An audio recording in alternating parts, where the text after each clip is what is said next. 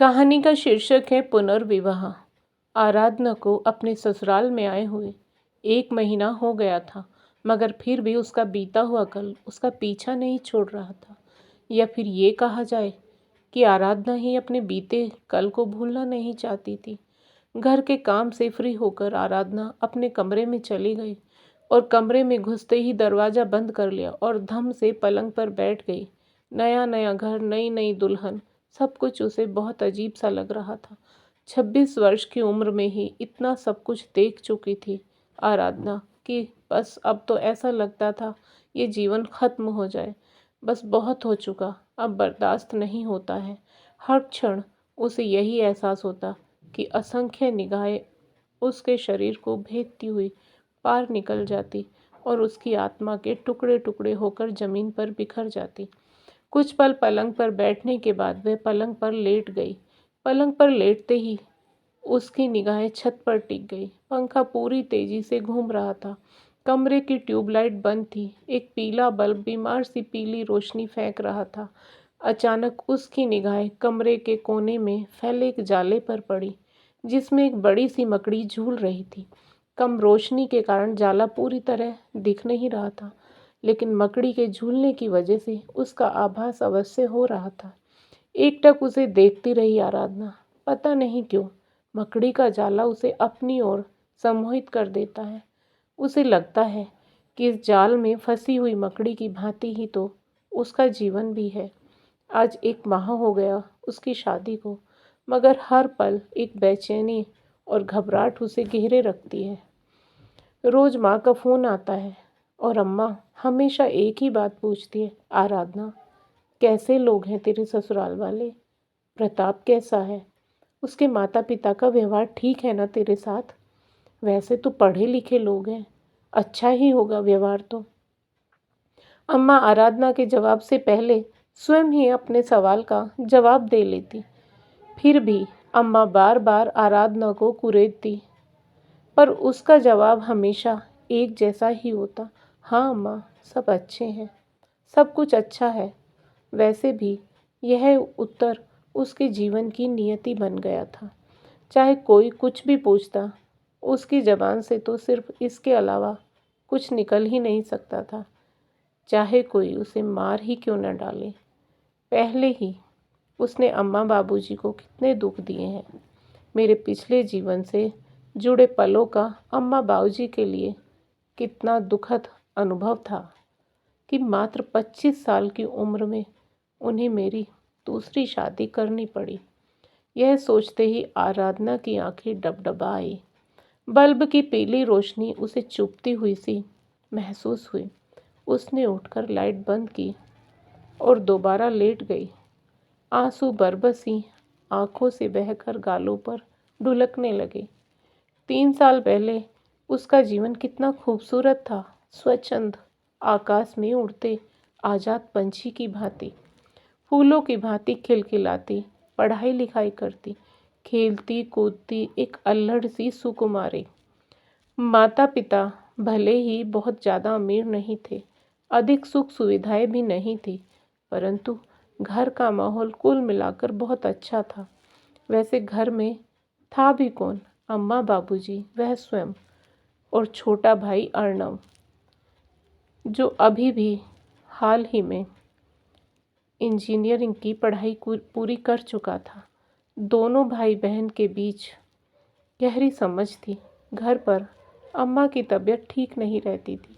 एक बार बातों बातों में भाई की शादी की बात चलने लगी कि बहू आ जाएगी तो अम्मा को आराम मिल जाएगा, मगर फिर सभी को लगा कि पहले लड़की के हाथ पीले हो जाएं।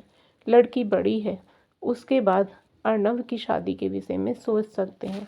स्वयं अर्णव भी यही सोचता था। आराधना परिवार के इस आकस्मिक निर्णय से हैरान रह गई।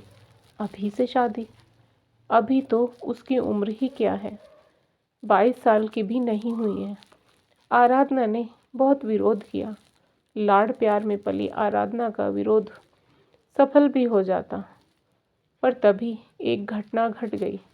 पड़ोस में रहने वाले कैलाश अंकल के लड़के की शादी में विवेक और उसके परिवार वाले आए हुए थे। 2-4 दिन विवाह समारोह में साथ रहे। कैलाश अंकल से आराधना के परिवार के संबंध बहुत अच्छे थे। कैलाश जी की लड़की नेहा आराधना की अच्छी सहेली थी। घर पर आना जाना था।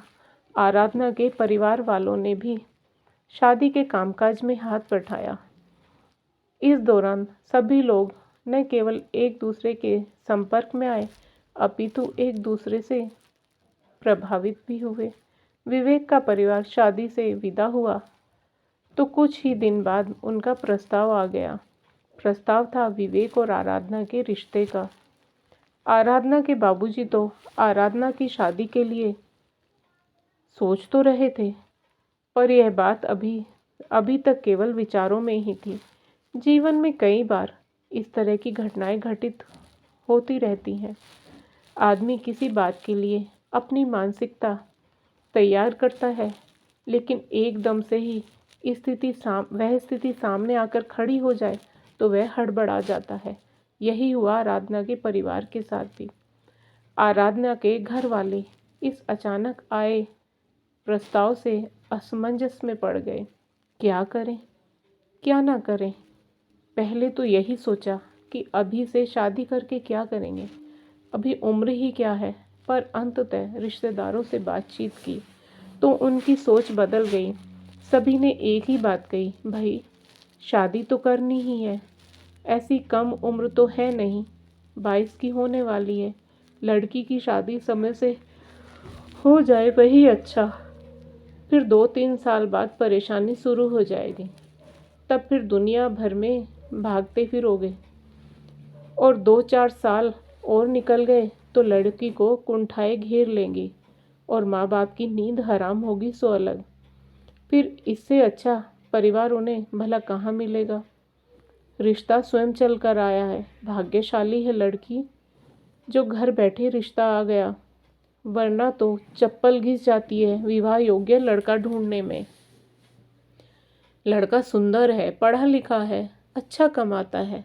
लड़के के पिता भी अच्छे खासे पद पर है। अभी काफ़ी नौकरी बाकी बची हुई है। कोई लड़की भी नहीं है, बस एक छोटा भाई जरूर है। सीमित परिवार है। इससे अच्छा विकल्प मिलना बहुत मुश्किल है। और फिर आराधना का भी इतना सशक्त विरोध नहीं रहा कि मुझे विवाह अभी नहीं करना आदि। वह बिल्कुल ही घरेलू लड़की थी, पढ़ने में औसत ही थी, और जीवन के बारे में कोई बड़ी भारी योजनाएं भी नहीं थी आराधना की। कुल मिलाकर चट मंगनी और पट ब्याह सब कुछ ठीक ठाक संपन्न हो गया। हंसती खिलखिलाती आराधना अपने नए जीवन के सपने बुनती हुई मायके से विदा हुई और विवेक के घर यानी अपनी ससुराल पहुंच गई।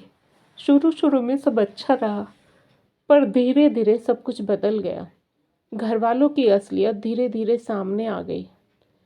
अपने पढ़े लिखे व कमाऊ लड़के के लिए साधारण सा दहेज पाकर वे जरा भी संतुष्ट नहीं हुए।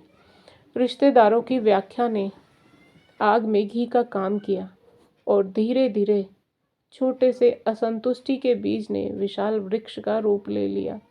फिर क्या था, हर बात में कमी, हर बात पर शिकवा शिकायत। सारी बातें इतना गंभीर रूप नहीं लेती यदि विवेक आराधना के पक्ष में होता, मगर विवेक ने भी अपने माता पिता के सुर में सुर मिलाकर बोलना शुरू कर दिया। आराधना सुंदर थी, पढ़ी लिखी थी, मगर उसकी मानसिकता घरेलू लड़की की थी। जब विवेक अपने साथ काम कर रही लड़कियों से आराधना की तुलना करता तो उसे कुंठा घेर लेती। उसे लगता कि उसके लिए तो एक प्रोफेशनल लड़की ही ज़्यादा अच्छी रहती। बस फिर क्या था, आराधना का जीवन बिल्कुल ही नरक हो गया। जहाँ तक उसके बस में रहा उसने सहा, पर जब पानी सिर से गुजरने लगा तो उसे मजबूरन घर वालों को बताना पड़ा। घर वाले उसकी बातें सुनकर दंग रह गए। उनके पाँवों के नीचे से ज़मीन खिसक गई। उन्होंने बहुत हाथ पांव जोड़े, मिन्नतें करी, पर कोई परिणाम नहीं निकला। और फिर धीरे धीरे यह भी नौबत आ गई कि छोटी मोटी बातों पर विवेक आराधना के साथ मारपीट करने लगा। सारे घर वाले मूक दर्शक बनकर तमाशा देखते रहते। आराधना को लगा कि अब कोई विकल्प नहीं बचा, इसलिए वह घर छोड़कर वापस मायके आ गई। अम्मा बाबूजी ने उसे इस हालत में देखा तो उन्हें बहुत धक्का लगा। अर्णव तो गुस्से के मारे पागल हो गया। बाबूजी ने ताऊजी को बुलवाया। सलाह मशवरा चल ही रहा था कि एक दिन आराधना के नाम विवेक की ओर से तलाक का नोटिस आ पहुंचा। घर के आंगन में तो सन्नाटा पसर गया। अम्मा बाबूजी दोनों ने जीवन देखा था। वे मतभेद की घटनाओं से दुखी हुए, पर उन्हें इस परिणाम का जरा भी एहसास नहीं था। उन्होंने अपने जीवन में लड़ाई झगड़े तो बहुत देखे थे। सभी लोग बातें तो न जाने कहाँ कहाँ तक पहुँचने की करते थे, पर अंततः परिणति सब मंगलमय ही देखी थी।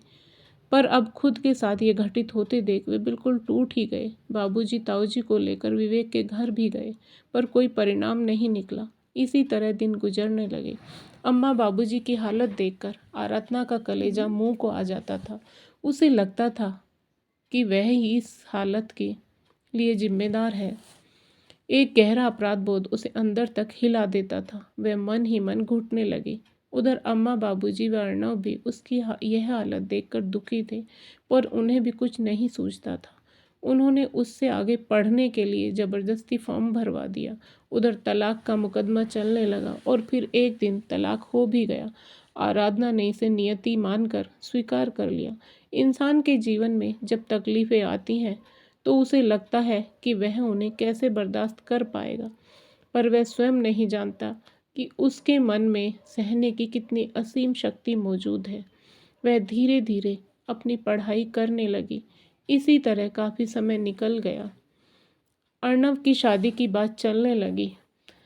लोग बातचीत करने आते, परंतु आराधना का जीवन प्रश्न चिन्ह की तरह सबके सामने खड़ा हो जाता था। आराधना को बस यही लगता कि धरती फट जाए और वह उसमें समा जाए। अर्णव को भी उसकी बहुत चिंता थी। उसने अम्मा बाबूजी पर जोर डाला कि वे दीदी को पुनर्विवाह के लिए राजी करें। आराधना इस बात को सुनकर बहुत भड़की, चिल्लाई। उसने 2 दिन तक खाना नहीं खाया, पर फिर जब अम्मा उसके कमरे में आकर रोने लगी तो उसे लगा बस अब वह उनकी इच्छाएं पूरी करके ही उन्हें तार सकती है। उसने खुद को नदी में बहती हुई लकड़ी की तरह छोड़ दिया, जिसे धारा बहाती ले जा रही है। बस जल्दी ही शादी हो गई। न कोई उमंग, न उल्लास, न ही कोई धूम धड़ाका। बहुत ही सीधे सादे ढंग से उसका विवाह संपन्न हुआ। उसने वरमाला के समय ही तो दूल्हे को पहली बार देखा, मगर कोई एहसास उसके मन में नहीं जगा। विवाह में बहुत ज़्यादा लोग इकट्ठा नहीं हुए थे, फिर भी उसे ऐसा लग रहा था कि वह उन्हें बर्दाश्त नहीं कर पा रही है। पल पल वह रस्में दोहराई जा रही थी।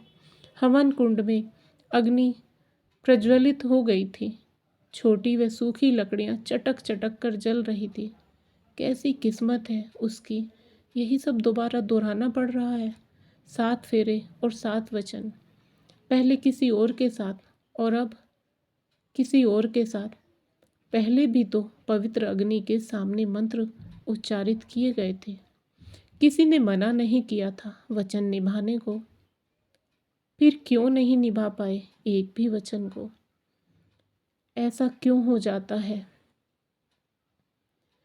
पंडित जी ने सिक्के में सिंदूर भरकर प्रताप को पकड़ा दिया। उसने मुस्कुराते हुए आराधना की मांग में सिंदूर भर दिया। उसकी सोनी मांग एक बार फिर सिंदूर से चमकने लगी। सिक्के का सिर पर स्पर्श होते ही उसे अजीब सा लगा। क्यों दोहराया जा रहा है उसके साथ ये सब? क्यों कोई मंत्र इतना ताकतवर नहीं रहा कि वह उसके गठबंधन को बचा पाता? छोटी छोटी बातों ने उसके गठबंधन को इतना कमज़ोर बना दिया। तो फिर क्यों है होता है ये गठबंधन का खेल। यही सोचते सोचते आराधना की आंखें गीली हो गई और फिर वह विदा होकर पति के घर आ गई। ठीक वैसे ही जैसे कभी अम्मा बाबूजी का साथ छोड़कर विवेक के साथ चलती थी। तब भी यही दोहराया गया था कि यदि यही पति परमेश्वर है, यह घर ही सब कुछ है, अब ये ही तुम्हारे माता पिता हैं, तुम्हें मोक्ष तभी मिल पाएगा जब तुम्हारी अंतिम यात्रा पति के कंधों पर जाएगी। पर विवेक ने तो जीते जी मार दिया, जीते जी उसकी अंतिम यात्रा संपन्न करा दी। और अब यहाँ नए घर में अब वह फिर पति के कंधों पर चढ़कर मोक्ष की कामना करेगी। तभी दरवाजे की आहट से वह चौंक गई। आंखों से आंसू पोंछते हुए उसने दरवाज़ा खोला। सामने प्रताप मुस्कुराते हुए बोला, क्या बात है, क्यों धरा कर रखा है? वह क्या कहती, बस चुप ही रही। प्रताप ने आराधना को सोफे पर बिठाया और खुद भी सामने सोफे पर बैठ गया और फिर बोला, आराधना, तुम परेशान हो? वह फिर भी कुछ नहीं बोली, बस आंखों से अश्रुधारा बहने लगी। आराधना, पता नहीं तुम क्यों अपराध बोध से ग्रसित हो। इतनी बड़ी दुनिया है, तरह तरह के लोग हैं, सबकी मानसिकता अलग अलग है। यदि अम्मा बाबूजी ने तुम्हें किसी ऐसे व्यक्ति के साथ जोड़ दिया जिसके मापदंडों पर तुम खरी नहीं उतर सकी, तो क्या तुम अपने आप को ख़त्म कर लोगी? एक ऐसे व्यक्ति के लिए जिसने केवल भौतिकवादी मापदंडों के आगे तुम्हें नकार दिया, तुम्हारी भावनाओं को बिल्कुल नहीं समझा। एक ऐसे व्यक्ति के दिए गए कटु अनुभव को तुम क्यों जिंदगी भर संजो कर रखना चाहती हो? बताओ मुझे आराधना, आखिर क्यों अपने आप को यह दंड दे रही हो? गलती किसी और की और सजा स्वयं को दे रही हो। प्रताप एक क्षण रुका और फिर आराधना के आंसू पोंछते हुए बोला, इस जीवन में हम दिन रात देखते हैं, इतनी विसंगतियों से भरा हुआ है जीवन। हर हर पल कहीं ना कहीं किसी व्यक्ति के साथ ऐसा कुछ घटता ही रहता है। ऐसे में व्यक्ति क्या करे? क्या वह किसी दूसरे के द्वारा की गई गलत हरकत से अपने अस्तित्व को मिटा डाले, जीना ही छोड़ दे? कोई दूसरा अगर बुरा निकल जाए तो क्या तुम अपने सारे जीवन को अभिशप्त कर लोगी? आराधना रोने लगी और रोते हुए बोली, नहीं प्रताप जी, पर मुझे लगता है कि आपके साथ कहीं नाइंसाफ़ी तो नहीं हुई है। मैं आपके लायक। आराधना ने अपनी बात पूरी भी नहीं की थी कि प्रताप ने उसके होठों पर उंगली रखते हुए कहा, आराधना बस, अब और नहीं। मुझे पता है तुम मेरे लिए क्या हो, और अगर तुम्हारे साथ पहले कुछ घट गया हो जिसके लिए तुम जिम्मेदार नहीं हो, तो क्या तुम्हारे व्यक्तित्व पर प्रश्न चिन्ह लग गया है? नहीं, बिल्कुल नहीं आराधना, तुम्हारा व्यक्तित्व बहुत अच्छा है। तुम्हारी सहजता, सौम्यता, सरलता, सभी बहुत कुछ अच्छा है। व्यक्ति का मूल निर्माण आदमी के आंतरिक गुणों से निर्मित होता है। अगर हमारे बाहरी जीवन में कुछ गलत हो गया तो इसका मतलब यह नहीं कि हम गलत हो गए। और सही बात तो मैंने तुमसे शादी कोई सहानुभूति की वजह से नहीं की। मैंने तुम्हें देखा, तुम अच्छी लगी, बस यही पर्याप्त है मेरे लिए। तुम मेरे लिए परफेक्ट हो। प्रताप ने आराधना के हाथों को अपने हाथों में लेते हुए कहा, आराधना, अब से बल्कि आज से नया जीवन जीने का संकल्प लो। बीते हुए कल की छाया कहीं से भी अपने जीवन पर मत पड़ने दो। अब तुम्हें मेरे साथ जीना है और मुझे तुम्हारी बहुत ज़रूरत है। आराधना कुछ नहीं बोली, मगर उसके चेहरे पर एक संतोषजनक मुस्कान थी और आँखों में खुशी के आंसू थे। उसे लग रहा था कि उसके जीवन पर छाई कुहासे की परत धीरे धीरे हटती जा रही थी। वह प्रताप से लिपट गई और उसके सीने में मुंह छुपा लिया। उसकी आंखों से बहते आंसू प्रताप के सीने को भिगो रहे थे। उसे लगा कि उसकी पुरानी जिंदगी की कड़वाहट आंसुओं से धुलती जा रही थी। अब आराधना खुश थी, बेहद खुश थी। प्रताप उसके वीरान जीवन में बाहर बनकर आया था और अपने प्रेम की बरसात से आराधना को सराबोर कर दिया था। तो दोस्तों, आपको आज की कहानी कैसी लगी कृपया कमेंट करके अवश्य बताएं। और यदि आपको कहानी पसंद आई हो तो कहानी को लाइक करें, शेयर करें और साथ ही एक और कहानी चैनल को सब्सक्राइब करें। फिर मिलेंगे दोस्तों एक और नई कहानी को लेकर। तब तक आप अपने परिवार के साथ हंसते रहिए, मुस्कुराते रहिए, खुश रहिए। राधे राधे प्यारे दोस्तों।